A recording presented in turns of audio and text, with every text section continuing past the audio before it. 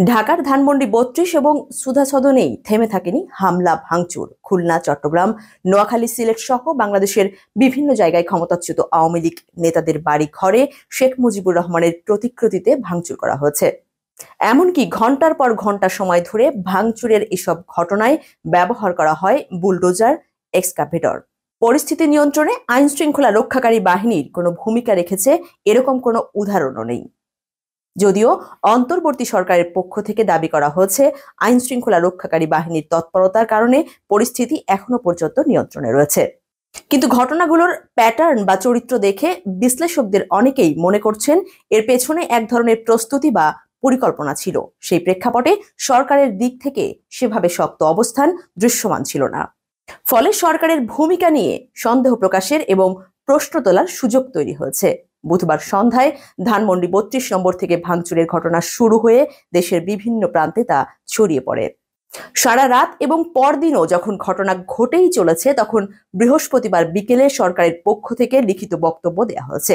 সেই বিবৃতিতে বলা হয়েছে, ধানমন্ডি ৩২ নম্বর বাড়িতে ভাঙচুরের ঘটনা অনভিপ্রেত ও অনাকাঙ্ক্ষিত বলে মনে করে অন্তর্বর্তী সরকার। একই সঙ্গে বলা হয়েছে, পলাতক অবস্থায় ভারতে বসে জুলাই অভ্যুত্থানের বিরুদ্ধে শেখ হাসিনার উস্কানিমূলক বক্তব্যের কারণেই জনমনে গভীর ক্রোধের সৃষ্টি হয়েছে এবং এর বহিঃপ্রকাশই ঘটেছে। সরকার এই বক্তব্যের মাধ্যমে তাদের একটা অবস্থান তুলে ধরেছেন। তবে বক্তব্য দেওয়ার আগ পর্যন্ত সরকারের কারো কারো মধ্যে পরিস্থিতি নিয়ে বিভ্রান্তি ছিল বলে মনে করা হয়। বৃহস্পতিবার সকালে অন্তর্বর্তী সরকারের একজন উপদেষ্টা অনানুষ্ঠানিকভাবে বলছিলেন, সরকারের অবস্থান তার জানা নেই এবং অব্যাহত ভাঙচুরের ঘটনায় তিনি হতভম্ব হয়েছেন। অন্যদিকে শেষ পর্যন্ত সরকার যে বক্তব্য দিয়েছে এর মাধ্যমে তারা দায় এড়াতে চাইছে কিনা এমন আলোচনাও উঠে এসেছে। রাজনীতিকদের কেউ কেউ মনে করেন, বিভিন্ন প্ল্যাটফর্ম থেকে ঘোষণা দিয়ে যেভাবে ভাঙচুর করা হয়েছে তার দায় এড়াতে পারে না সরকার এবং তার সরকারের ভাবমূর্তি ক্ষুণ্ণ করেছে। পরিস্থিতির নানা প্রভাব পড়তে পারে রাজনৈতিক অঙ্গনেও, যদিও রাজনৈতিক দলগুলোকে ঘটনার ব্যাপারে বেশ সতর্ক বলেই মনে হয়েছে। দেশের অন্যতম প্রধান দল বিএনপি এখনো আনুষ্ঠানিক কোনো প্রতিক্রিয়া দেয়নি। তবে ঘটনার ব্যাপারে সরকারের ভূমিকায় বিএনপির নেতাদের মধ্যে সন্দেহ এবং অনেক প্রশ্ন দেখা দিয়েছে।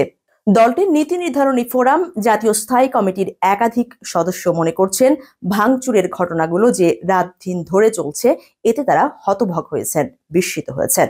বিএনপি নেতাদের কেউ কেউ মনে করছেন ঘটনাগুলোর প্যাটার্ন একই রকম এবং এর পেছনে প্রস্তুতি ছিল। বিএনপির মিত্র কোনো দলও একইভাবে মূল্যায়ন করছে পরিস্থিতিটাকে। বিএনপির একজন মাত্র নেতা এ পর্যন্ত বিষয়টি নিয়ে জনসম্মুখে কথা বলেছেন। দলটির স্থায়ী কমিটির সদস্য অবসরপ্রাপ্ত মেজর হাফিজউদ্দিন আহমদ এক অনুষ্ঠানে বলেন, গতকাল যে ঘটনা ঘটেছে সেটি এখনো চলমান। এটি কারা করেছে সেই তথ্য আমাদের কাছে নেই। এতে সরকারের কি ভূমিকা ছিল সেই তথ্য আমাদের কাছে নেই। পূর্ণাঙ্গ তথ্য পেলে পরে এই বিষয়ে মন্তব্য করবেন বলেও জানান তিনি। তবে বিষয়টি নিয়ে জামাত ইসলামীর অবস্থান ভিন্ন। দলটির একাধিক নেতার সঙ্গে কথা বলে এমন ধারণা পাওয়া গেছে, দলটির নেতাদের অনেকে ঘটনার জন্য শেখ হাসিনার বক্তব্য দেওয়ার বিষয়কেই মূল কারণ হিসেবে দেখেন। এছাড়া তাদের কথায় ঘটনাগুলোর পক্ষেই যুক্তি তুলে ধরার চেষ্টা ছিল। বিএনপির মিত্র গণতন্ত্র মঞ্চের অন্যতম নেতা সাইফুল হক বলেন, ঘটনা যে কারণেই ঘটুক না কেন সরকার পরিস্থিতির দায় কোনোভাবেই এড়াতে পারে না।